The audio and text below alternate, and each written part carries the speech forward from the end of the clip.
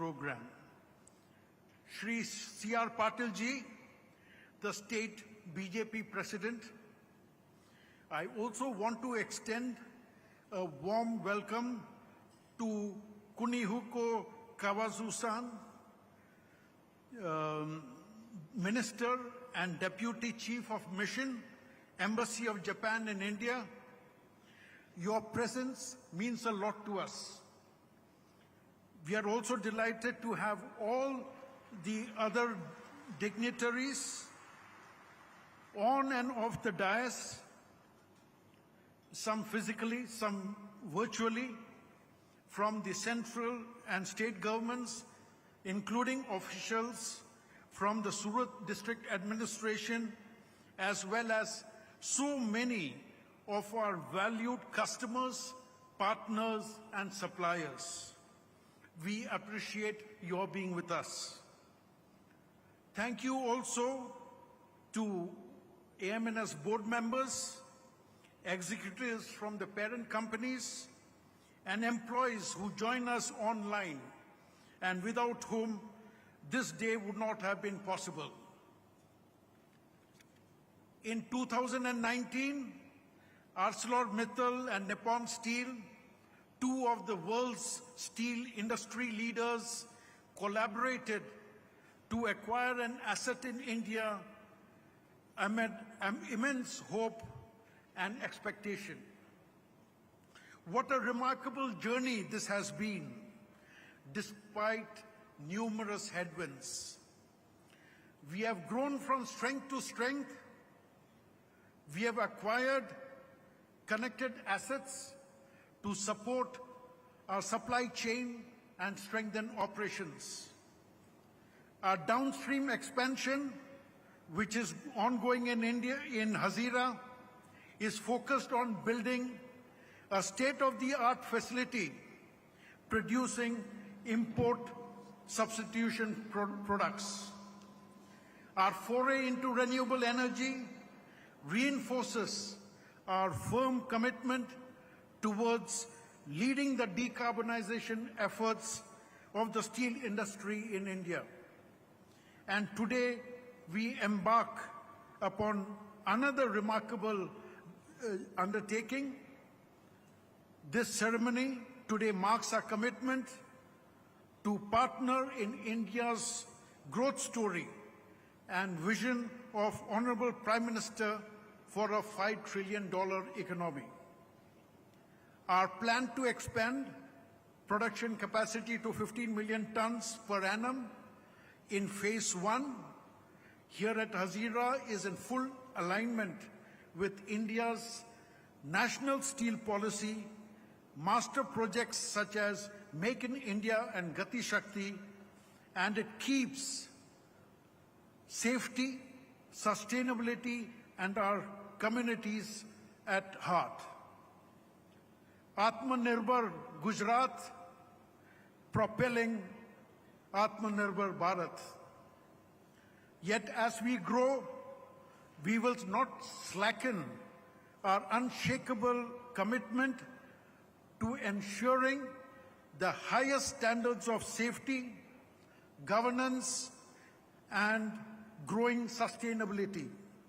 We will remain models of responsibility, integrity, and probity. Thank you again for being with us for this special occasion. Thank you so much.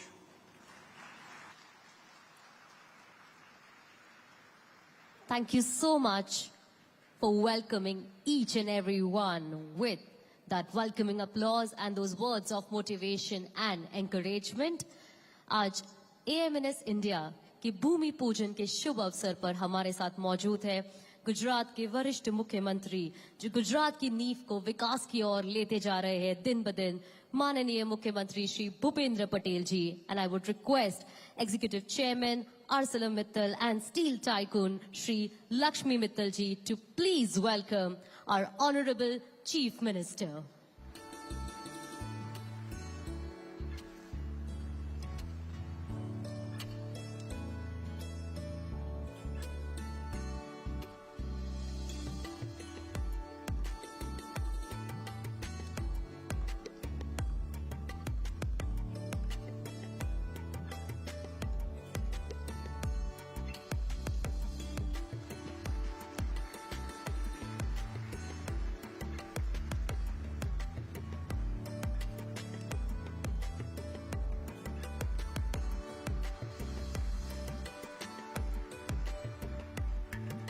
साथ ही में हमारे साथ है member of parliament Lok Sabha vice chairman of monitoring advisory committee district rural development agency Surat Gujarat BJP president महत्वाकांक्षी और उमंगी honourable member of parliament Shri C.R. Patil ji, and I would once again request Shri Lakshmi Mittal ji to please welcome him.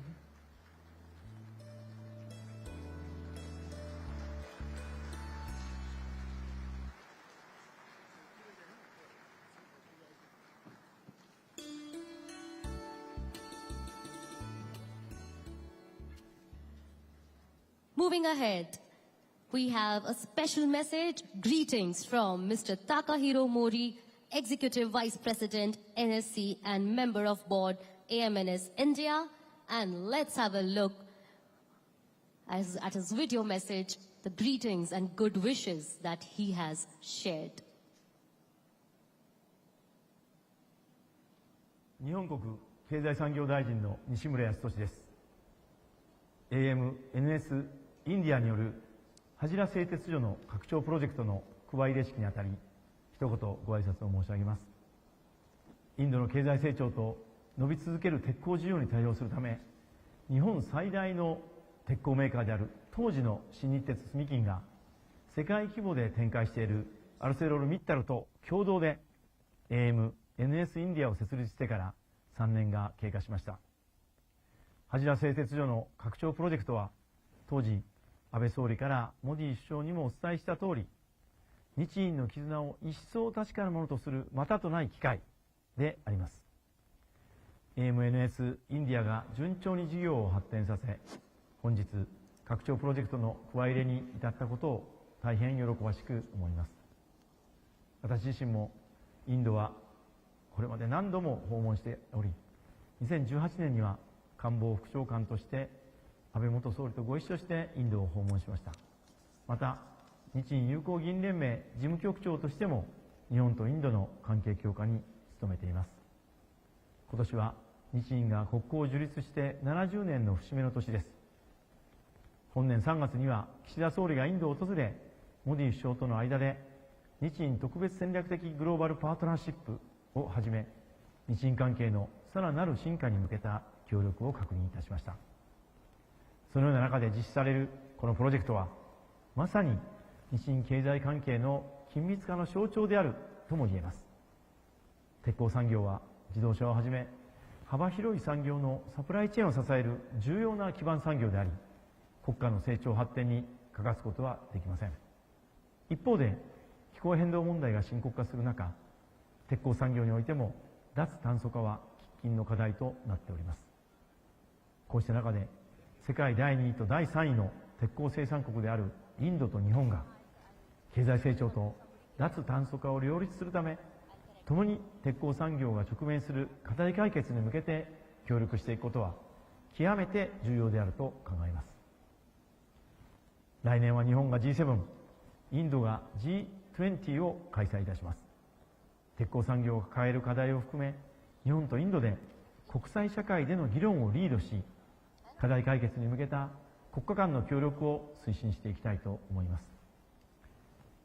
最後に改めてこのプロジェクトの成功をご記念申し上げます。ありがとうございました。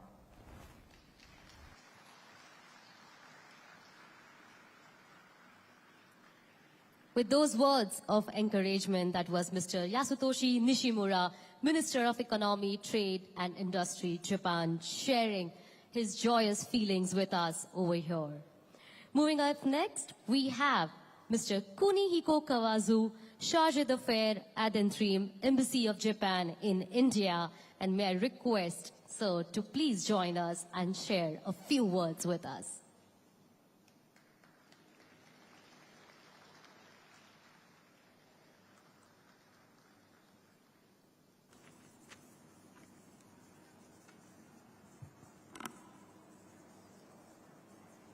Shri Narendra Modi ji, Honorable Prime Minister of India, Shri Bhupendra Patel ji, Honorable Chief Minister of Gujarat, Shri Chandrakant Pagunathat Patil, Honorable Parliament Member of India and BJP President of this great state, Gujarat. Sumit Darshana Jardosh, Honorable State Minister for Railway and Textile. Mr. Lakshmi Mittal, Executive Chairman of ArcelorMittal. Mr. Yasutoshi Nishimura, Minister of Economy, Trade and Industry, Japan, and the leadership of the Japan-India Friendship League of our Parliament. Mr. Takahiro Mori, Executive Vice President, Nippon Steel Corporation and Member of Board, AMNS India. Mr. Eiji Hashimoto, President, Nippon Steel Corporation. Distinguished guests, ladies and gentlemen, Namaskar, Kemcho.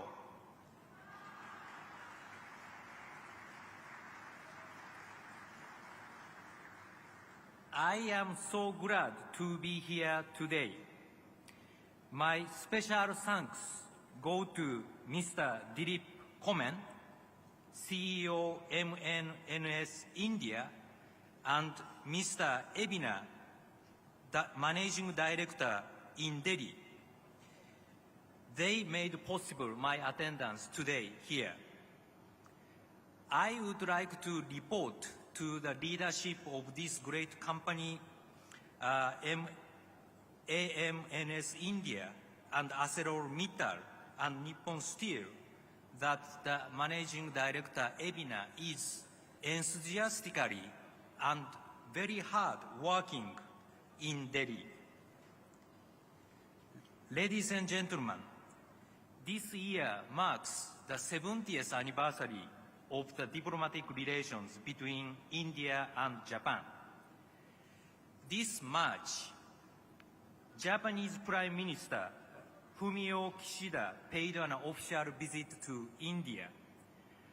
And in return, in May, Prime Minister Narendra Modi traveled to Japan to participate in the, so to say, Quad leaders meeting, Japan, US, Australia, India.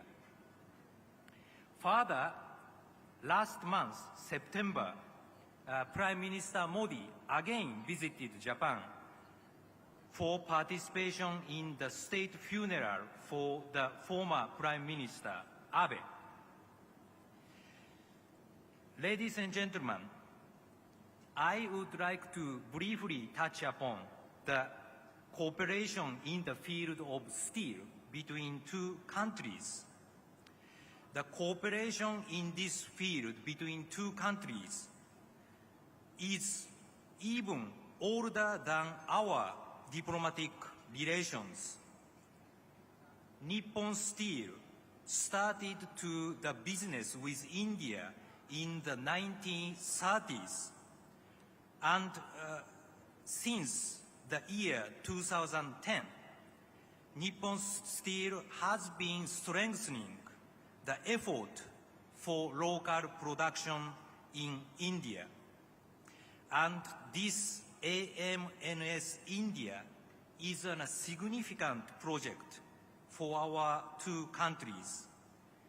Since the stage of acquisition discussions, then Prime Minister Shinzo Abe sent a letter to the Prime Minister Modi, and our government has been committed to support this important project. ArcelorMittal and Nippon Steel Corporation, these two companies are the leading companies in this sector of steel, be it in technology, be it in quality. I believe that the support from these two leading steel companies will be very, very helpful for this AMNS India. And as a result, the projects of this AMNS India has been so far going very well. This March, the both leaders, Prime Minister Modi and Prime Minister Kishida of Japan, they agreed upon the shared goal of 5 trillion yen investment from Japan to India in coming 5 years. 5 trillion yen is equivalent to 3 lakh crore Indian rupees. Indian government, as you know, the motto of this government is Make in India, self-reliant India. And in this area of steel, there is an important policy objective, National Steel Policy 2017. I believe that the enlargement of these operations of AMNS India is pushing this national state policy of government of India. Ladies and gentlemen, our government of Japan, has been cooperating with the Indian Ministry of Steel in the field of quality control and energy conservation. 2 years back, December 2020, Japanese Economic Ministry, METI, and Indian Ministry of Steel concluded the Memorandum of Understanding for Cooperation. Building upon this MOU, this month, October, the first round of Japan-India Steel Dialogue was held. Our government of Japan will continue to cooperate with the Indian government towards the development of the Indian steel. In conclusion, I wish the AMNS India, ArcelorMittal, as well as Nippon Steel Corporation, the further development and growth. And I wish also the Gujarati people health and happiness from my bottom of the heart. Dhanyawad, thank you so much. Arigatou gozaimashita. Check.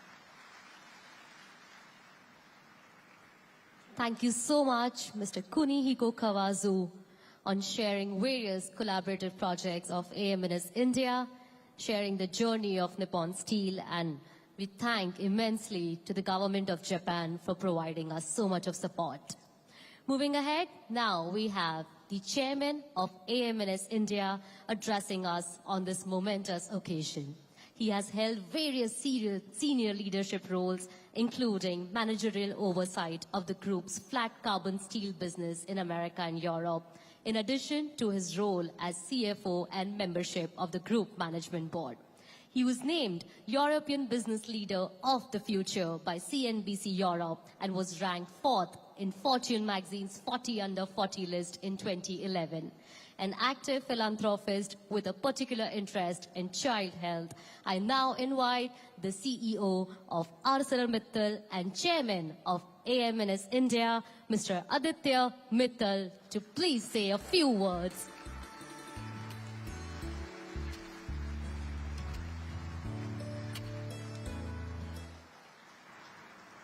Game show. Namaskar, good afternoon.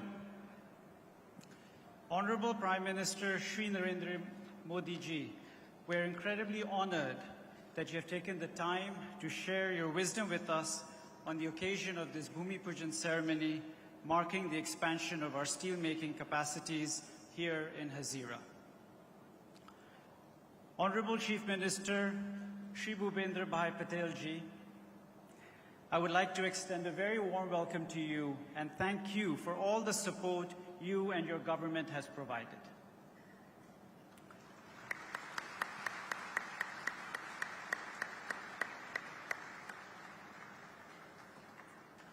Shri C.R. Patel ji, respected ministers, the Gujarat government, the Steel Ministry, the Environment Ministry, distinguished guests, and my esteemed colleagues from ArcelorMittal and Nippon Steel. I welcome you all to our ceremony here today. The ArcelorMittal Nippon Steel India family of employees and partners are immensely grateful for all of your support in making today a reality. I can remember very clearly the moment when we acquired this incredible facility, nearly 3 years ago.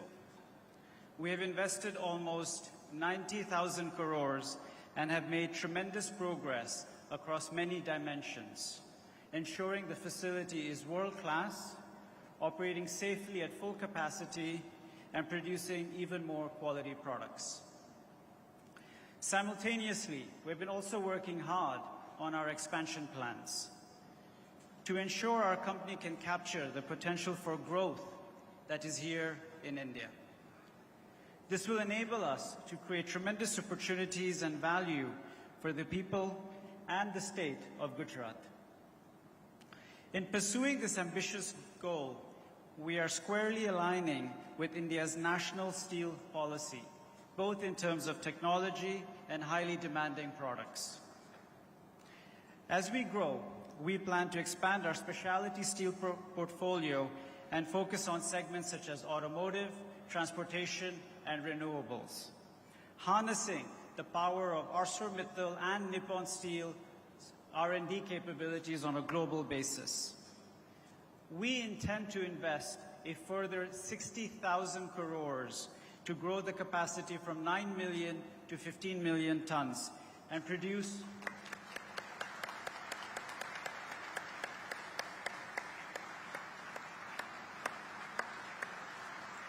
Thank you to you. And as we invest 60,000 crores, we will produce the world's most technologically advanced products. We are bringing technologies in steel making that have not existed in India. We're going to make products in India that have never been made in the country. A very good example of this high-quality steel is Magnellus that will be used for the new bullet train project.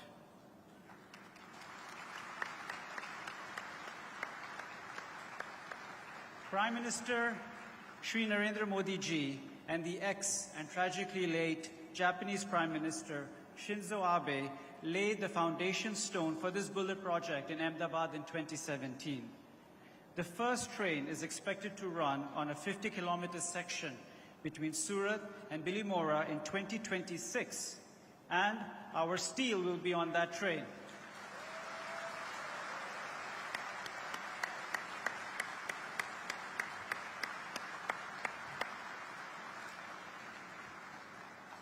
This is a great example of how we will be contributing to vital government initiatives such as Atmanirbhar Bharat. As an Indian citizen, I'm personally very proud that we're able to support India's people, policy, and economy in this way. Sharing my immense pride today is my family, who are also here. My two daughters, Sanaya and Rihanna, who have missed school to be here, my wife, Megha, my mother, and of course, my father.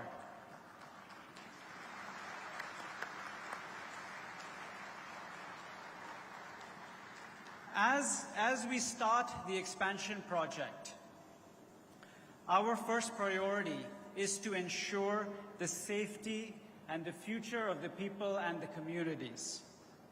Today is much more about their future than our business.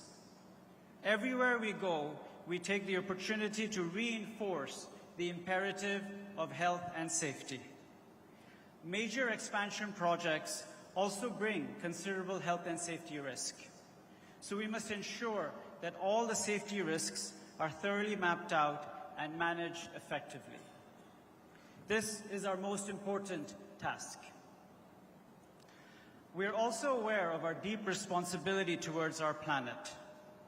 Relative to other materials, and I'm not biased at all, steel is wonderful. It has a low carbon footprint, but on account of the massive volumes of steel used every year, it is also a big emitter. So steel must decarbonize, and we very much aim to lead the way in this process. As we expand, we will be investing to ensure the expansion has a lower carbon footprint, introducing new technologies to the site as they develop. We're also building the first round-the-clock renewable energy source that will be supplying power directly here in Hazira, further decarbonizing its footprint. And so in conclusion, I can confidently say that we are now well positioned to contribute to India's growth, to the well-being of our communities, to the safety of our people, and making steel that is climate-friendly, valuable, and relevant for all of our customers, big and small, for the breadth of this nation. Thank you very much.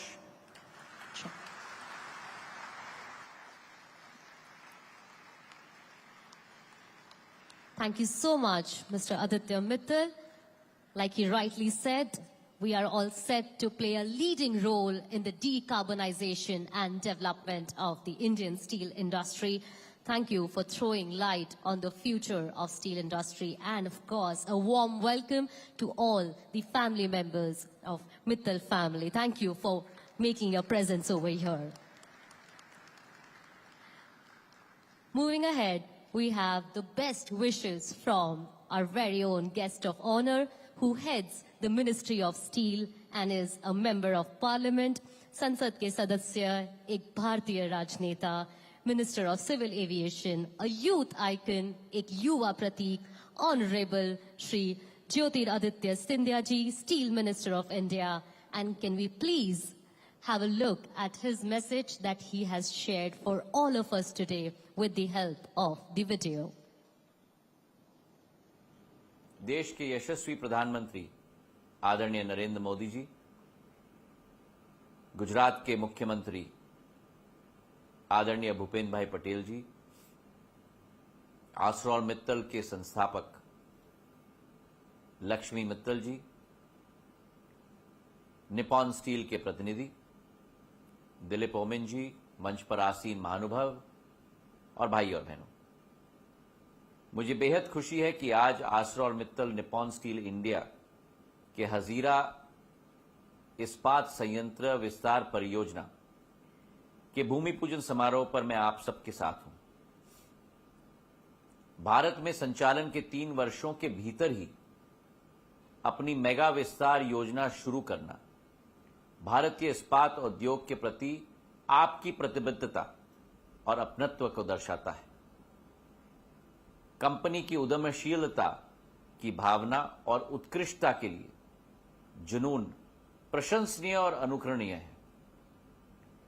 मैं सभी आर्सलॉरमित्तल Nippon steel की team के प्रतिनिधियों को और कर्मचारियों को अपने तरफ से बधाई देना चाहता हूं।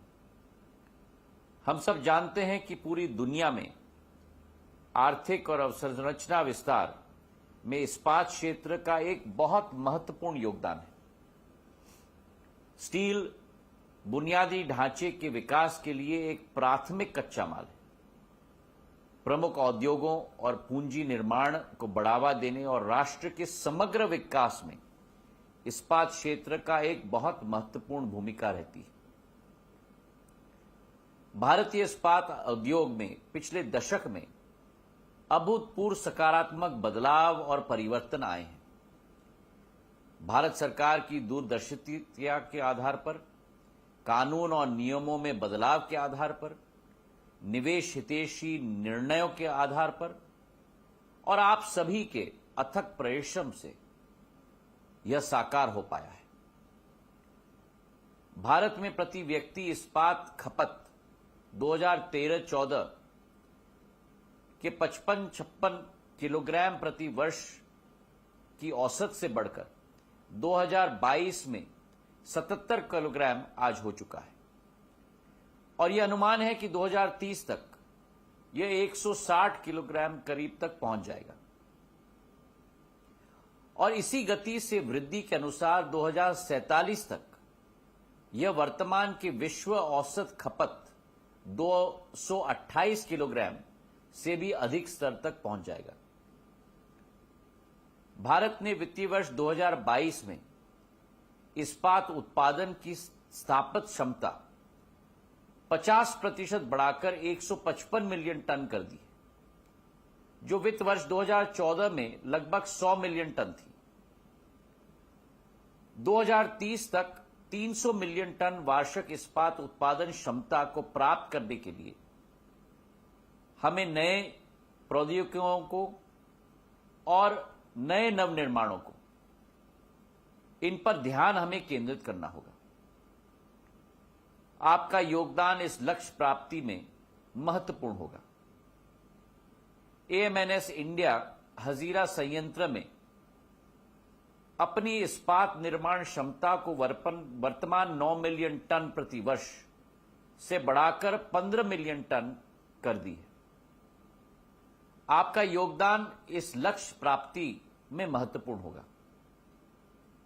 AMNS इंडिया हजीरा संयंत्र में अपनी इस्पात निर्माण क्षमता को वर्तमान 9 मिलियन टन प्रति वर्ष से बढ़ाकर 15 मिलियन टन कर रही है और आने वाले वर्षों में गुजरात और उड़ीसा दोनों में और बढ़ने की योजना है।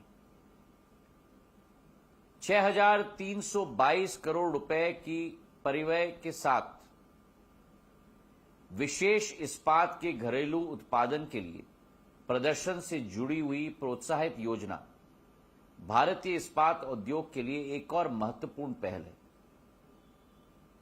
कोटेड और प्लेटेड स्टील उत्पादनों, विशेष रेल, मिश्र धातु इस्पात उत्पादों और स्टील के तारों और इलेक्ट्रिकल स्टील के उत्पादन को बढ़ावा देने से यह कई क्षेत्रों में, चाहे व्हाइट गुड्स हो, ऑटोमोबाइल हो, तेल हो, गैस हो, परिवहन हो, पाइप, बॉयलर, ब्लास्ट फर्नेस, दूसरे कई उत्पादनों के लिए लाभान्वित जरूर ये निकलेगा।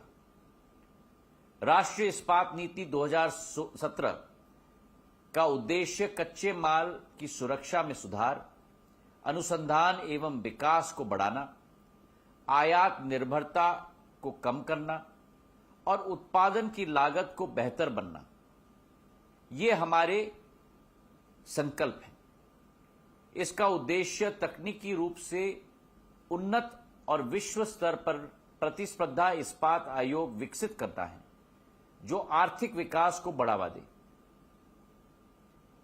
औद्योग की निरंतरता बनाए रखने और भारत के शून्य उत्सर्जन लक्ष्य के अनुरूप हमें धीरे धीरे इस्पात क्षेत्र को कार्बन रहित बनने की ओर भी बढ़ना होगा। जब भारत अमृत काल से शताब्दी काल की ओर बढ़ रहा है, तो व्यापार जगत के लिए वर्ष 2030 एक कार्बन उत्सर्जन में 30% कटौती करने का संकल्प लेने का इससे अच्छा समय नहीं हो सकता। AMNS इंडिया की मूल कंपनियां पहले से ही कम कार्बन प्रौद्योगिकियों का परीक्षण कर रही हैं और स्टील निर्माण को डीकार्बनाइज करने के रास्ते को विकसित कर रही हैं। इन तकनीकियों को और सर्वोत्तम प्रथाओं को भारत में स्थापित करने से केवल भारत के स्टील उद्योग की डीकार्बनाइजेशन की यात्रा में तेजी आएगी, बल्कि भारत के लोगों के लिए यह सीखने और विकास के अवसर भी प्रदान करेगा। यह विस्तार परियोजना गुजरात के 60,000 से अधिक युवाओं के लिए रोजगार के अवसर पैदा करेगी।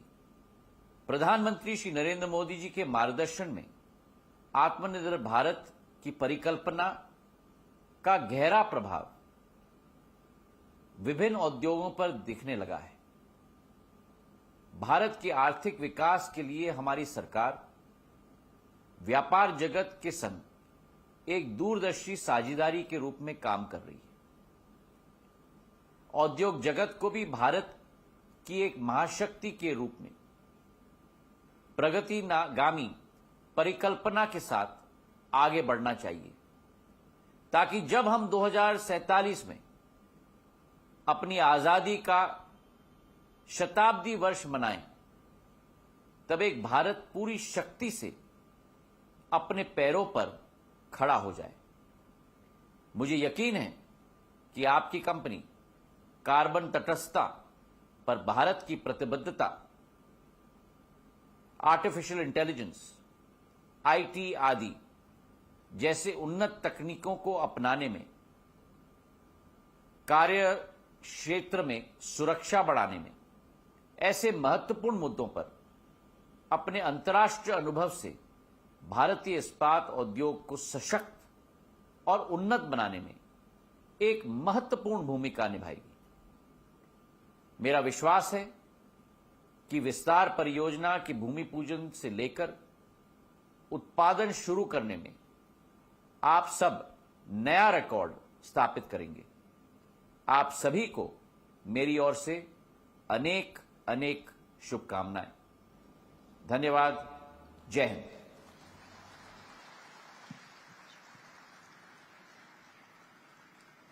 आपकी शुभकामनाएं, बधाइयां और आपके विश्वास के लिए हम आप सबका धन्यवाद करना चाहते हैं। આજના શુભ અવસર પર આપણી સાથે અહીંયા ઉપસ્થિત છે મેમ્બર ઓફ પાર્લામેન્ટ લોકસભા સુરતની મૂરત બદલનાર સુરતી લાલાઓના લોક લાડીલા એવા શ્રી CR પાટીલજી, અને હું એમને નિવેદન કરું છું કે આપ શ્રી સભાને સંબોધિત કરે।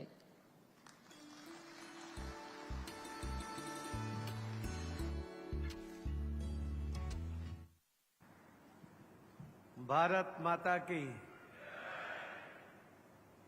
સૌને દિવાળી અને નવા વર્ષની ખૂબ ખૂબ શુભેચ્છા। આજના કાર્યક્રમમાં આપણે ઉપસ્થિત આદરણીય શ્રી MS ના ચેરમેન શ્રી લક્ષ્મી મિત્તલજી, આદિત્યજી, ગુજરાતના લોકલાડીલા મુખ્યમંત્રી શ્રી ભૂપેન્દ્રભાઈ પટેલજી, અમારા સંસદના સાથી અને રાજ્ય કક્ષાના મંત્રી શ્રીમતી દર્શનાબેન જરદોશ, राज्य सरकार मंत्री श्री मुकेश भाई पटेल, धारासभ्य श्रीमती जंखनाबेन, जापान थी आवेला जेमનું नाम बोलવું અઘરું છે જરા એટલે, અને આદરણીય ડાયસ, અહીં ઉપસ્થિત સર્વે આમંત્રિત ભાઈઓ અને બહેનો, આજનો કાર્યક્રમ આપણા માટે, સુરત માટે, ગુજરાત માટે અને દેશ માટે અત્યંત મહત્વનો છે। લક્ષ્મી મિત્તલજીનું નામ ઘણીવાર વાંચ્યું હશે, ઘણીવાર સાંભળ્યું હશે, પણ આપણી ધરતી પર પગ મૂકીને આપણા અહીંયા આટલો મોટો પ્રોજેક્ટ કરીને એમણે આપણા માટે તો એક મહત્વનું કામ કર્યું છે। આપણું ગૌરવ તો વધાર્યું જ છે, પણ સાથે સાથે ગુજરાતનું ગૌરવ પણ વધાર્યું છે। આદરણીય મોદી સાહેબ કહેતા હોય છે, વિકાસની વાત કરતા હોય છે ત્યારે ઘણીવાર વિકાસ એટલે શું? વિકાસ એટલે ફક્ત ઇન્ફ્રાસ્ટ્રક્ચર નથી, પણ ઇન્ફ્રાસ્ટ્રક્ચર ઊભું કરવાને કારણે લક્ષ્મી મિત્તલજી જેવા લોકો પણ અહીં ગુજરાતમાં આવે છે। એમને અહીંયા ઇન્ફ્રાસ્ટ્રક્ચર તો મળે જ છે, પરંતુ સાથે સાથે એક વાતાવરણ પણ મળે છે। નવી ટેકનોલોજી લઈને, નવું ઇન્વેસ્ટમેન્ટ લઈને, નવા આઈડિયાઝ લઈને એ જ્યારે આપણી ધરતી પર આવે છે ત્યારે એનું અનુકૂળ વાતાવરણ કરીને જે આદરણીય પ્રધાનમંત્રી નરેન્દ્ર મોદી સાહેબે મુખ્યમંત્રીથી માંડીને પ્રધાનમંત્રી સુધીમાં જે એક વાતાવરણ ઊભું કર્યું, એના કારણે એ આજે આપણા ધરતી પર આવ્યા છે। એમનું સ્વાગત પણ કરું છું અને એમને વિશ્વાસ પણ અપાવીએ છીએ કે આપ જે વિશ્વાસ લઈને અહીં આવ્યા છો એ આપનો વિશ્વાસ ચોક્કસપણે અકબંધ રહેશે અને આપની અનુકૂળતા કરવા માટે આદરણીય મુખ્યમંત્રી શ્રી ભૂપેન્દ્રભાઈ પટેલ એમણે તો ખાતરી આપી જ છે, પરંતુ પ્રધાનમંત્રી નરેન્દ્ર મોદી સાહેબ પણ સતત ઇન્ડસ્ટ્રીને સપોર્ટ કરવાની ચિંતા કરતા હોય છે અને એના જ કારણે ગુજરાતમાં અને વિશેષ કરીને આ હજીરા વિસ્તારમાં જે ડેવલપમેન્ટ થયું છે એનું એક ઉદાહરણ છે। જે વિસ્તાર એક ખારપાટ ગણાતો હતો એ વિસ્તારમાં એક સ્વર્ગ થયું। એ વિસ્તારના લોકોને કામ મળ્યું, પણ સાથે સાથે દેશ માટે અત્યંત મહત્વનું હોય એવી પ્રોડક્ટ પણ અહીંયા બનવાની શરૂ થઈ અને એમાં MS એનો ખૂબ મોટો ફાળો, મને લાગે છે ગુજરાત માટે ગૌરવ થાય એ પ્રકારનો આજનો આ ઇન્વેસ્ટમેન્ટ, આજનો આ નવો પ્રયાસ એમનો રહ્યો છે। એમણે જે નવું સાહસ કર્યું છે આ તો સાહસ એમના માટે તો નાનું હશે, એમનો દીકરો આદિત્ય જ આ તો સંભાળવાનો છે, પરંતુ આ સાહસને કારણે ગુજરાતમાં ખૂબ મોટું એક સારું વાતાવરણ નિર્માણ થશે. એના કારણે ઘણી બધી નવી ઇન્ડસ્ટ્રીઓ પણ એના કારણે ડેવલપ થશે એવો મને વિશ્વાસ છે. ગુજરાત માટે અને દેશ માટે સુવર્ણકાળ છે એવું આપણે કહેતા હોઈએ છીએ.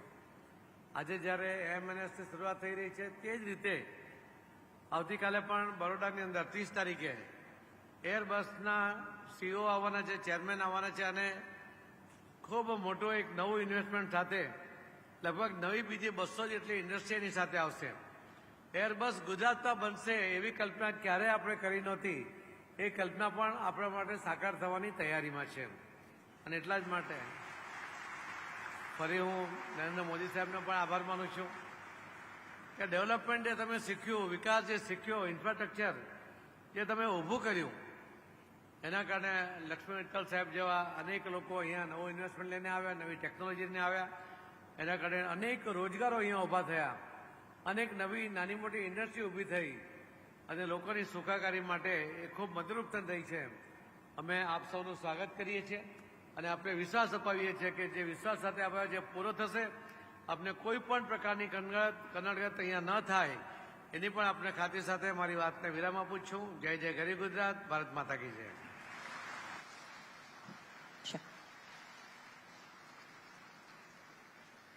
તમારી શુભેચ્છાઓ માટે ખૂબ ખૂબ ખૂબ આભાર. Next we have a leader, a visionary, a recipient of Padma Vibhushan and Forbes Lifetime Achievement Award, Executive Chairman of ArcelorMittal, a renowned global businessman from India who is known as the Steel King of the world. He has set a global benchmark by setting the largest steel company, an inspiration for so many of us. Also an active philanthropist who's engaged in the field of education and child health. I humbly request and invite Shri Lakshmi Mittal ji, the Executive Chairman, ArcelorMittal, to please address the entire team and guests and friends of AMNS India.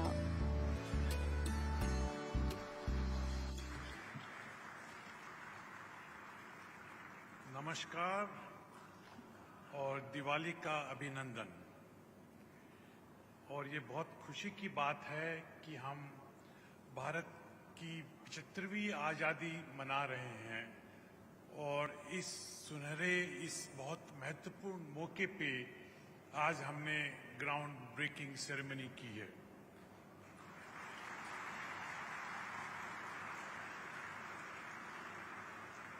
मैं प्रधानमंत्री मोदी जी का बहुत आभारी हूं. वो खुद नहीं आ पाए, लेकिन उन्होंने एक वीडियो मैसेज भेजा है जो अपने सुनेंगे आज और उनसे समझेंगे कि वो क्या बोल रहे हैं हमें.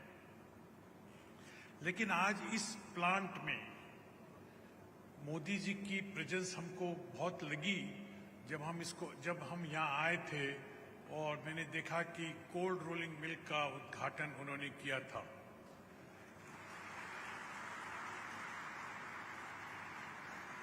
अब हम आशा करते हैं कि जब आप इस प्रोजेक्ट को चालू करेंगे तो मोदी जी जरूर आएंगे और प्रोग्रेस देखेंगे.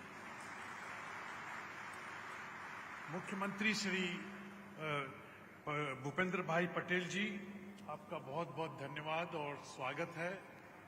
आप इतने व्यस्त हैं, मेरे को मालूम है कि गुजरात का इलेक्शन 2-4 दिन में ही अनाउंस होने वाला है और आपको बहुत कुछ करने का है और बहुत एमएलएज, भावी एमएलएज आपके पीछे लगे हुए हैं कि आप उनको सीट देवें. फिर भी आप आए, हमें बहुत अच्छा लगा. भारत में जापान के दूतावास और मिशन के उप प्रमुख कावाजू सान का भी स्वागत है. यहाँ पे दर्शना बहन भी हैं जो minister of textile and railways हैं, जो गति शक्ति रेलवे आ रही है उनकी सारी जिम्मेदारी उन्हीं के ऊपर में है. आज मैं उपस्थित सभी मंत्रियों और गण्यमान व्यक्तियों का स्वागत करता हूं और मैं अपने जो पार्टनर्स हैं, कस्टमर्स हैं, वेंडर्स हैं, उन सब का भी स्वागत करता हूं और मैं सबसे ज़्यादा अभिनंदन हमारे कर्मचारियों को देना चाहता हूं जो पीछे में बैठे हैं।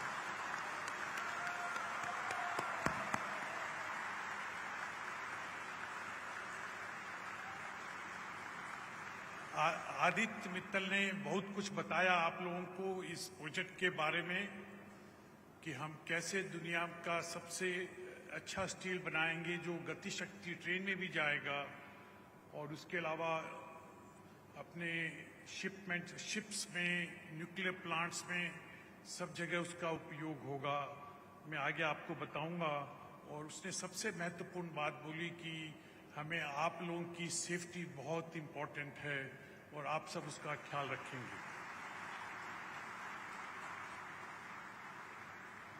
आज हम लोग गुजरात में हैं और माननीय प्रधानमंत्री जी के नेतृत्व में भारत ने अपने सारे दरवाजे खोल दिए और उसमें गुजरात सबसे आगे है।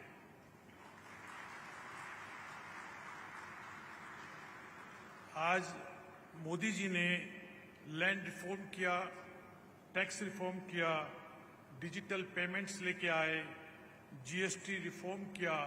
इन सब से इजी टू डू बिजनेस को बहुत सपोर्ट मिला है।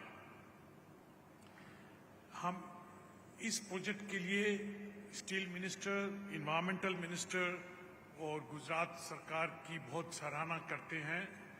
मैं ये कहना चाहूँगा कि हम जब से यहाँ आए हैं हमें सभी मंत्रियों का और बहुत स्पेशली भूपेंद्र भाई का बहुत सहयोग मिला है। अभी मैंने देखा कि गुजरात ने कोविड मैनेजमेंट जितना अच्छा किया है उसके लिए आप सब लोगों को बहुत बहुत बधाई। गुजरात हमेशा से ही बिजनेसमैन के लिए सबसे अच्छा राज्य रहा है। हमें इसके लिए सरकार को, सरकार के कर्मचारियों को, यहाँ पे काशीनाथन बैठे हुए हैं, उन कैलाशनाथन बैठे हुए हैं, उन सबको बहुत बहुत धन्यवाद। आज दुनिया में मैं जहाँ भी जाता हूँ गुजरात को हमेशा ग्लोबल बिजनेस के लोग बहुत सराहते हैं और कहते हैं कि यहाँ उन्हें काम करने में बड़ा अच्छा लगता है और भूपेंद्र भाई ने इस प्रथा को जारी रखा है। आपकी जो नई स्कीम है, इंसेंटिव स्कीम, हमारे प्रोजेक्ट को बहुत सहायता देगी। उसके लिए भी हम बहुत आभारी हैं।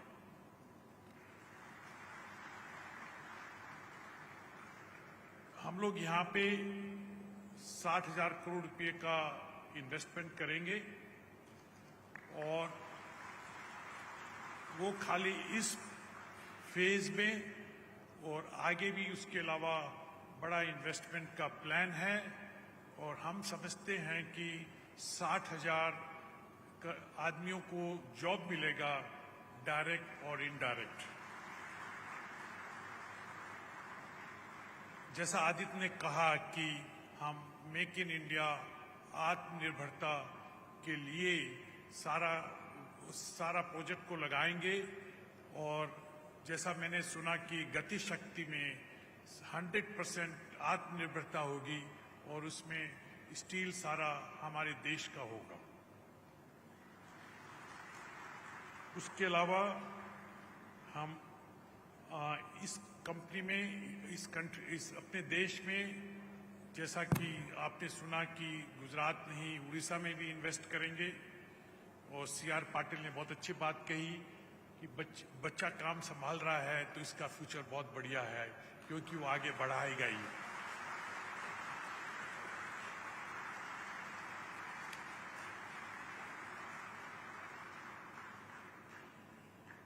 मैं इन सब की वजह से मैं सोचता हूँ कि गुजरात में बहुत बड़ा प्रोस्पेक्ट है जिसके लिए हम यहाँ पे हैं, और मुझे पूरा विश्वास है और यही धारणा हमको यहाँ मौजूद रखेगी, बल्कि अभी से बड़े गहरे और सबके लिए लाभदायी मंसूबों के साथ मौजूद रहेगी।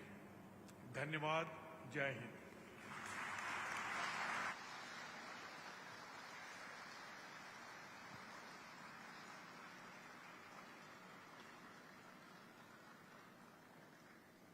इतनी सारी एम्प्लॉयमेंट अपॉर्चुनिटीज क्रिएट करने के लिए और आने वाली योजनाओं पर एक लाइट डालने के लिए आपका बहुत बहुत बहुत शुक्रिया। एक बार फिर से जोरदार तालियां हो जाए श्री लक्ष्मी मित्तल जी के लिए। Thank you so much once again for giving all of us this wonderful platform. We are here today because of you. The entire family is present over here because of you. Thank you so much. મિત્રો, આજે આપણા સૌનું સૌભાગ્ય છે કે ગુજરાતના વિકાસની કમાણ સંભાળનાર રાષ્ટ્રીય અને આંતરરાષ્ટ્રીય કક્ષામાં સર્વગ્રાહી ક્ષેત્રોમાં ગુજરાતને અગ્રેસર બનાવનાર ગુજરાત રાજ્યના વરિષ્ઠ નેતા માનનીય મુખ્યમંત્રી શ્રી ભૂપેન્દ્રભાઈ પટેલ આજે આપણી સમક્ષ અહીંયા ઉપસ્થિત છે। હું એમને નિવેદન કરીશ કે આજે એ સભાને સંબોધિત કરે।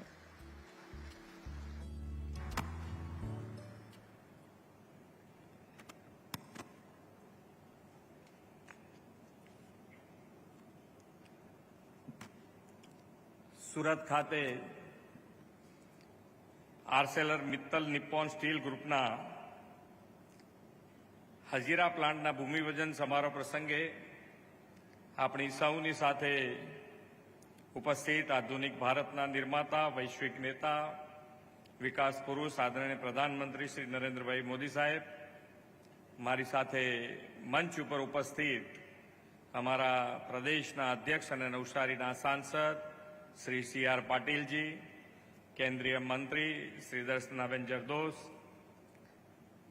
राज्य सरकारना मारा साथी मंत्री श्री मुकेश भाई पटेल, जापानना ambassador Shri Kunihiko Kawazu, chairman Shri LN Mittal, Shri Aditya Mittal, CEO Shri Dilip Oommen, मारा साथी धारासभ्य श्रीओ प्रवीण भाई गोगारी, जंगनाबेन पटेल, मुख्य अग्र सचिव श्री के कैलासनाथन जी, उद्योग जगतना सौ अग्रणीओ, उपस्थित सौ अधिकारीगण, सौ कर्मयोगी भाईओ बहनों, प्रेस मीडियाना मित्रों, सौने मारा नमस्कार।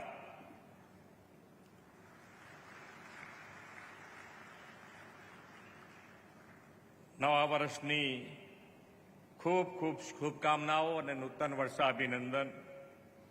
नव वर्ष बधा माटे सुख, समृद्धि और तंदुरस्ती भर्यु रहे तेवी प्रभु प्रार्थना। आपणे त्यां नवा वर्षनु कंईक नवुं करवानो नवा संकल्पनो महिमा छे।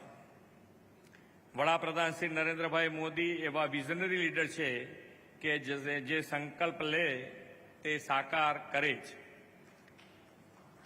तेमना मार्गदर्शनमां गुजरात पण बिजनेस फ्रेंडली और पॉलिसी ड्रीवन स्टेट तरीके बेस्ट चॉइस फॉर इन्वेस्टमेंट बन्यु छे। आज दिशा में आगळ वधता ArcelorMittal और निप्पॉन स्टीलनो नवो प्लांट संकल्प सिद्धिनु वधु एक कदम छे। नवा वर्षनी शरूआतना दिवसोमां ज जेनुं भूमिपूजन थई रह्युं छे ते आ प्लांट आत्मनिर्भर भारतनी श्री नरेंद्रभाईनी नेम साकार करशे। आ नवा स्टील प्लांटनुं भूमिपूजन नवा वर्षे एक परफेक्ट स्टार्ट छे। कंपनीना संचालकोने आ नवी शरूआत बदल खूब खूब अभिनंदन आपું છું। 3 वर्ष पहला जेनो संकल्प कर्यो तो ए आज साकार थई रह्युं छे। आ नवा प्लांटथी 60,000 जेटला रोजगारीनी नवी तकोनुं सर्जन थवानुं छे। साथे साथे गुजरातनी स्टील उत्पादन क्षमतामां वृद्धि थशे अने स्थानिक युवानोने पण रोजगारीनी वधु ने वधु तको मळशे। औद्योगिक विकासनो मुख्य आधार ज स्टील इंडस्ट्रीज उपर रहेलो छे। गुजरात देशमां सौथी वधु ઔદ્યોગિકરણ પામેલું રાજ્ય છે. એમએસએમઈ અને મોટા ઉદ્યોગની બાબતમાં ગુજરાત અગ્રેસર તો છે જ, પણ એમએસએમઈની સંખ્યા ડબલ એન્જિન સરકારના પ્રોત્સાહનને પરિણામે આજે 8.66 લાખે પહોંચી છે. 2 દાયકા પહેલા ગુજરાતનું ઔદ્યોગિક ઉત્પાદન જે વર્ષે માત્ર 1.25 લાખ કરોડ રૂપિયા જેટલું હતું, આજે એ ઔદ્યોગિક ઉત્પાદન રૂપિયા 16 લાખ કરોડથી પણ વધારે થયું છે. તેમાં આપણી સ્ટીલ ઇન્ડસ્ટ્રીઝનું કુલ રૂપિયા 70,000 કરોડનું ટર્નઓવર આની અંદર મોટો ફાળો આપે છે. વડાપ્રધાન શ્રી નરેન્દ્રભાઈ મોદીના નેતૃત્વમાં ગુજરાતે ઔદ્યોગિક આર્થિક પ્રગતિનો જે રાહ કંડાર્યો છે તેમાં એક સીમાચિહ્ન છે. વડાપ્રધાન શ્રી નરેન્દ્રભાઈ મોદીએ આત્મનિર્ભર ભારતનો કોલ આપ્યો છે. ખાસ કરીને સ્ટીલ ઉત્પાદન ક્ષેત્રે આત્મનિર્ભર બનવા ઉપર તેમણે વિશેષ ભાર મૂક્યો છે. આપણું લક્ષ્ય આત્મનિર્ભર ગુજરાત થકી આત્મનિર્ભર ભારતનું છે. ગુજરાત સ્પેશિયાલિટી સ્ટીલ અને ગ્રીન સ્ટીલના ઉત્પાદન અને નિકાસમાં મોખરાનું રાજ્ય બને તેવી સરકારની નેમ છે. વડાપ્રધાન શ્રી નરેન્દ્રભાઈ મોદીના માર્ગદર્શનમાં ગુજરાત પોલિસી ડ્રીવન સ્ટેટ બન્યું છે. ગુજરાતે તેના નેતૃત્વમાં વિવિધ પોલિસીઝના નિર્માણ કરી તેનું સફળ અમલીકરણ પણ કર્યું છે. તાજેતરમાં જ રાજ્ય સરકારે ઘણી બધી પોલિસી, જેમાંની કે semiconductor policy, drone policy, electrical vehicle policy, biotechnology policy, IT and ITS policy, solar policy જેવી અનેક બિઝનેસ ફ્રેન્ડલી નીતિઓ અમે ગુજરાત સરકારે બનાવી છે. વડાપ્રધાનશ્રીએ ગુજરાતમાં વાયબ્રન્ટ સમિટના આયોજનથી એક આગવી પરંપરા સ્થાપી છે. આ સમિટની ઉત્તરોત્તર સફળતાને પગલે દેશ અને વિદેશના ઉદ્યોગકારોએ ગુજરાતમાં પ્રોડક્શન મેન્યુફેક્ચરિંગ શરૂ કર્યું છે. ગુજરાત દેશનું ગ્રોથ એન્જિન છે અને વિદેશ મૂડીરોકાણની બાબતમાં પણ ગુજરાત સૌથી પ્રથમ પસંદગીનું રાજ્ય હર હંમેશ રહ્યું છે. ગુજરાતનો ઔદ્યોગિક વિકાસ અને માનાંકનો માપદંડો પર સર્વોત્તમ સાબિત થયો છે. Ease of doing business ranking અને એક્સપોર્ટ પ્રિપેર્ડનેસ ઇન્ડેક્સમાં પણ ગુજરાત સરકાર મોખરાનું સ્થાન ધરાવે છે. લોજિસ્ટિક ઇઝ લીડ ઇન્ડેક્સ અને સ્ટાર્ટઅપ ફ્રેમવર્કમાં પણ ગુજરાત સતત 4 વર્ષથી પ્રથમ ક્રમ મેળવી રહ્યું છે. દેશનો 6% ભૂમિ ભાગ અને 5% વસ્તી છે, છતાંય દેશના જીડીપીમાં 8%થી વધુનું યોગદાન ગુજરાત આપે છે. વડાપ્રધાન શ્રી નરેન્દ્રભાઈ મોદીએ ધોલેરા સ્તર, દિલ્હી મુંબઈ ઇન્ડસ્ટ્રીયલ કોરિડોર, સુરતનું ડ્રીમ સિટી અને ડેડિકેટેડ ફ્રેટ કોરિડોર વગેરેથી ગુજરાતના ઔદ્યોગિક વિકાસને વૈશ્વિક બનાવવાનો સંકલ્પ કર્યો છે.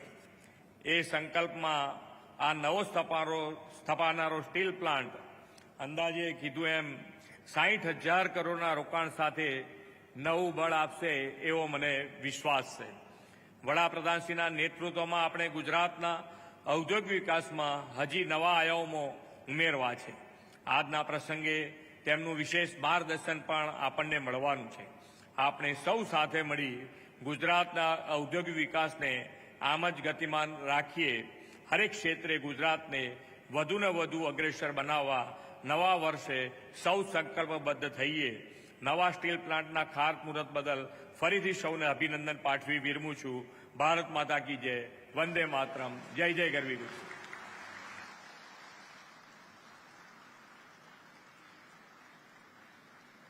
તમારી શુભેચ્છાઓ અને બધાઈઓ માટે ખૂબ ખૂબ આભાર. અને તમે આજે તમારો કિંમતી સમય કાઢીને અમારી સાથે જોડાયા આ શુભ અવસર પર, એના માટે ખૂબ ખૂબ આભાર. એક વખત ફરીથી મોટેથી તાળીઓ સાથે આપણે સ્વાગત કરીએ છીએ અને આભાર પ્રકટ કરીએ છીએ श्री भूपेंद्र भाई पटेल जी नो.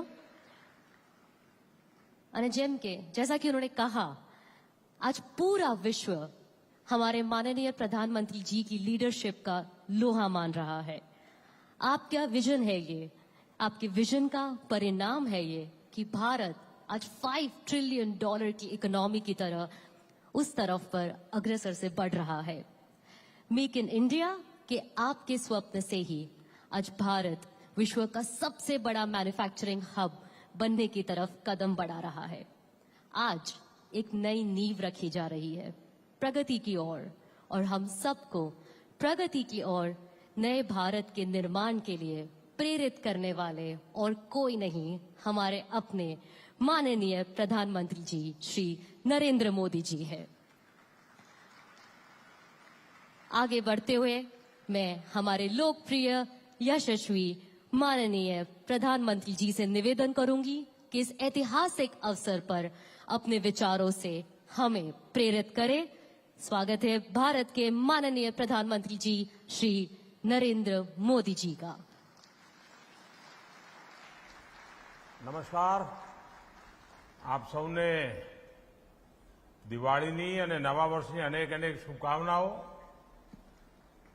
નવા વર્ષમાં આજે ટેકનોલોજી દ્વારા તમને બધાને મળવાનું થઈ રહ્યું છે। નવા વર્ષ આપનું ખૂબ સુખ, શાંતિ અને સમૃદ્ધિવાળું જાય એવી સૌ ગુજરાતના મારા વાલા ભાઈઓ બહેનોને માટે હું प्रार्थना करूं છું। आप सभी को Arcelor Mittal Nippon steel India के हजीरा प्लांट का विस्तार होने पर बहुत बहुत बधाई। इस स्टील प्लांट के माध्यम से सिर्फ इन्वेस्टमेंट ही नहीं हो रहा है, बल्कि भविष्य के लिए नई संभावनाओं के अनेक द्वार भी खुल रहे हैं। 60,000 करोड़ से ज्यादा का निवेश गुजरात और देश के युवाओं के लिए रोजगार के अनेक अवसर बनाएगा। इस एक्सपांशन के बाद हजीरा स्टील प्लांट में क्रूड स्टील के उत्पादन की क्षमता 9 मिलियन टन से बढ़कर 15 मिलियन टन हो जाएगी। ये लक्ष्मी मित्तल जी को, भाई आदित्य को और उनकी पूरी टीम को बहुत बहुत बधाई देता हूं। साथियों, अमृत काल में प्रवेश कर चुका हमारा देश अब 2047 के विकसित भारत के लक्ष्यों की ओर बढ़ने को आतुर है। देश की इस विकास यात्रा में स्टील इंडस्ट्री की भूमिका और सशक्त होने वाली है, क्योंकि जब देश में स्टील सेक्टर मजबूत होता है तो इंफ्रास्ट्रक्चर सेक्टर मजबूत होता है। जब स्टील सेक्टर का विस्तार होता है तो रोड, रेलवे, एयरपोर्ट और बंदरगाह का विस्तार होता है। जब स्टील सेक्टर आगे बढ़ता है तो कंस्ट्रक्शन, ऑटोमोटिव सेक्टर में नए आयाम जुड़ जाते हैं, और जब स्टील सेक्टर की क्षमता बढ़ती है तो डिफेंस, कैपिटल गुड्स और इंजीनियरिंग प्रोडक्ट्स के विकास को भी नई ऊर्जा मिलती है। और इतना ही नहीं, आज तक हम आयरन ओर एक्सपोर्ट कर ही संतोष मानते थे। आर्थिक विकास के लिए हमारी जो भू संपदाएं हैं उसका वैल्यूएशन होना बहुत जरूरी है, और इस प्रकार के स्टील प्लांट के विस्तार के कारण हमारे आयरन ओर का सही इस्तेमाल हमारे देश में होगा। देश के नौजवानों को बहुत रोजगार मिलेंगे और विश्व बाजार में भारत का स्टील एक अपनी जगह भी बनाएगा। और मुझे बताया गया है कि ये सिर्फ प्लांट के विस्तार की ही बात नहीं है, बल्कि इसके साथ भारत में पूरी नई टेक्नोलॉजी भी आ रही है। ये नई टेक्नोलॉजी इलेक्ट्रिक व्हीकल के क्षेत्र में, ऑटोमोबाइल के क्षेत्र में, अन्य मैन्युफैक्चरिंग क्षेत्र में बहुत मदद करने वाली है। मुझे विश्वास है कि Arcelor Mittal Nippon steel India, उनका ये प्रोजेक्ट मेक इन इंडिया के विजन के लिए मील का पत्थर साबित होगा। ये स्टील सेक्टर में विकसित भारत और आत्मनिर्भर भारत के हमारे प्रयासों को नई ताकत देगा। साथियों, आज दुनिया हमारी तरफ बहुत उम्मीद से देख रही है। भारत दुनिया का बड़ा मैन्युफैक्चरिंग हब बनने की दिशा में तेजी से आगे बढ़ रहा है और सरकार इस सेक्टर के विकास के लिए आवश्यक पॉलिसी एनवायरनमेंट बनाने में तत्परता से जुटी है। मैं गुजरात सरकार को भी बधाई देता हूं कि भूपेंद्र भाई पटेल के नेतृत्व में जो नई इंडस्ट्रियल पॉलिसी आई है, वो भी गुजरात को मैन्युफैक्चरिंग हब बनाने की दिशा में बहुत ही दूरदृष्टि वाली वो पॉलिसी है। पिछले 8 वर्षों में सभी के प्रयासों की वजह से भारतीय स्टील इंडस्ट्री दुनिया की दूसरी सबसे बड़ी स्टील उत्पादक इंडस्ट्री बन गई है। इस इंडस्ट्री में विकास की अपार संभावनाएं हैं। सरकार की पीएलआई स्कीम से इससे विस्तार के नए रास्ते तैयार हुए हैं। आत्मनिर्भर भारत अभियान को मजबूती मिली है। इससे हमने हाई ग्रेड स्टील के उत्पादन बढ़ाने और आयात पर निर्भरता कम करने में दक्षता हासिल की है। इस हाई ग्रेड स्टील का इस्तेमाल क्रिटिकल और स्ट्रेटेजिक एप्लीकेशन में भी बढ़ गया है। आपके सामने आईएनएस विक्रांत का उदाहरण है। पहले हम एयरक्राफ्ट कैरियर में इस्तेमाल होने वाली स्टील के लिए दूसरे देशों पर निर्भर थे। देश की सुरक्षा को मजबूत बनाने के लिए हमें दूसरे देशों की मंजूरी की दरकार होती थी। ये स्थिति ठीक नहीं थी। इसे बदलने के लिए हमें आत्मनिर्भर बनने की जरूरत थी और भारतीय स्टील इंडस्ट्री ने नई ऊर्जा के साथ इस चुनौती को स्वीकार किया। इसके बाद डीआरडीओ के वैज्ञानिकों ने एयरक्राफ्ट कैरियर में इस्तेमाल होने वाले खास स्टील को विकसित किया। भारतीय कंपनियों ने हजारों मीट्रिक टन स्टील को प्रोड्यूस किया और आईएनएस विक्रांत पूरी तरह से स्वदेशी सामर्थ्य और तकनीक से तैयार हो गया।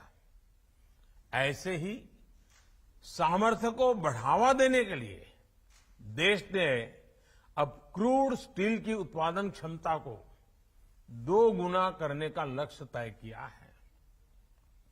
अभी हम 154 मिलियन टन क्रूड स्टील का उत्पादन करते हैं। हमारा लक्ष्य है कि अगले 9-10 साल में हम बढ़कर के 300 मिलियन टन उत्पादन की क्षमता हासिल कर लें। साथियों, जब हम विकास के विजन के साथ आगे बढ़ रहे हैं तो कुछ चुनौतियों का भी ध्यान रखना होगा। स्टील इंडस्ट्री के लिए कार्बन उत्सर्जन, कार्बन एमिशन ऐसी एक चुनौती है। इसलिए एक तरफ तो हम क्रूड स्टील के उत्पादन की क्षमता का विस्तार कर रहे हैं, तो दूसरी तरफ एनवायरमेंट फ्रेंडली टेक्नोलॉजीज के इस्तेमाल को बढ़ावा भी दे रहे हैं। आज भारत ऐसी प्रोडक्शन टेक्नोलॉजी विकसित करने पर बल दे रहा है जो न सिर्फ कार्बन का उत्सर्जन कम करे बल्कि कार्बन को कैप्चर कर उसका दोबारा इस्तेमाल भी करें। देश में सर्कुलर इकोनॉमी को भी बढ़ावा दिया जा रहा है। सरकार और प्राइवेट सेक्टर मिलकर इस दिशा में काम कर रहे हैं। मुझे खुशी है कि एएमएनएस इंडिया ग्रुप का हजीरा प्रोजेक्ट भी ग्रीन टेक्नोलॉजी के इस्तेमाल पर बहुत बल दे रहा है। साथियों, जब किसी लक्ष्य की दिशा में पूरी ताकत से हर कोई प्रयास करने लगता है तो उसे साकार करना मुश्किल नहीं रह जाता। स्टील इंडस्ट्री को नई बुलंदियों पर ले जाने के लिए सरकार प्रतिबद्ध है। मुझे विश्वास है कि ये प्रोजेक्ट पूरे क्षेत्र और स्टील सेक्टर के विकास को रफ्तार देगा। मैं एक बार फिर एएमएनएस इंडिया की टीम को बहुत बहुत बधाई देता हूं, अनेक अनेक शुभकामनाएं देता हूं। बहुत बहुत धन्यवाद।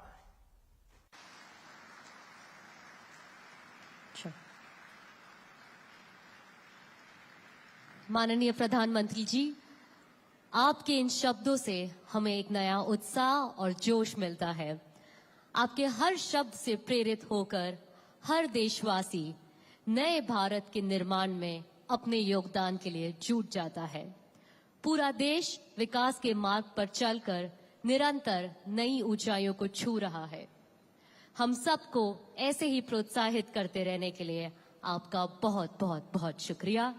मैं हमारे माननीय प्रधानमंत्री जी श्री नरेंद्र मोदी जी का बहुत बहुत धन्यवाद करना चाहती हूं हम सभी की तरफ से।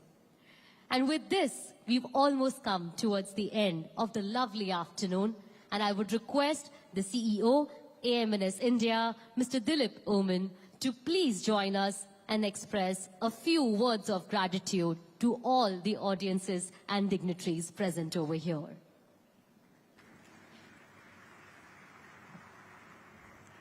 On this gracious occasion, it gives me immense pleasure to thank our Honorable Prime Minister of India, Shri Narendra Modi ji, for joining us live, for joining us virtually for this Bhumi Pujan ceremony. I would also like to thank Honorable Chief Minister, Government of Gujarat, Shri Bhupendra Patel ji, Honorable Union Minister of Steel, Shri Jyoti Aditya Scindia, Honorable Member of Parliament and State BJP President, Shri C.R. Patil, Srimati Darshana Jardosh, Shri Mukesh Patel, Honorable Ambassador Janka Behenji, and the one and only pillar of Gujarat bureaucracy, Shri none other than Shri Kailash Nathan ji. I would also thank all the other dignitaries who are present on and off the stage, and everyone who has joined us physically as well as virtually. I will end by saying, Jai Jai Garvi Gujarat. Can you all repeat after me? Jai Jai Garvi Gujarat. Jai Hind.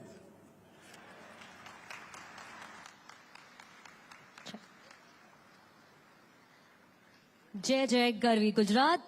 देवियों और सज्जनों, आप सभी से निवेदन है कि आप सभी अपने अपने स्थान पर खड़े हो जाएं राष्ट्र गान के लिए। I would request everybody in the audience to please rise for the national anthem.